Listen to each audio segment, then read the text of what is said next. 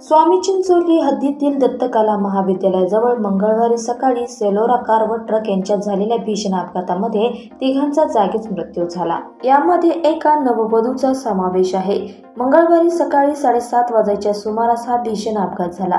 मृतांमध्ये बुबासाहेब दत्तात्रय धिंडे वय 48 राहणार ज्योतिबाची वाडी तालुका बार्शी जिल्हा सोलापूर, राजू बबुरवान मस्के वय 52 राहणार अजिंठानगर पिंपरी चिंचवड आणि नववधू राधा अजय मस्के वय 22 राहणार अजिंठानगर पिंपरी चिंचवड यांचा समावेश आहे।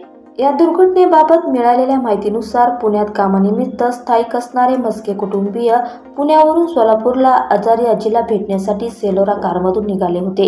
त्यांची कार स्वामी चिंचोली गावच्या हद्दीतील दत्तकला महाविद्यालयाजवळ आली असता सोलापूरकडे निघालेल्या मालवाहू ट्रकला पाठीमागून जोरात धडकली। ही धडक इतकी भीषण होती की या अपघातात बुबासाहेब दत्तात्रय धिंडे, राजू बबुरवान मस्के आणि राधा अजय मस्के यांचा जागीच मृत्यू झाला।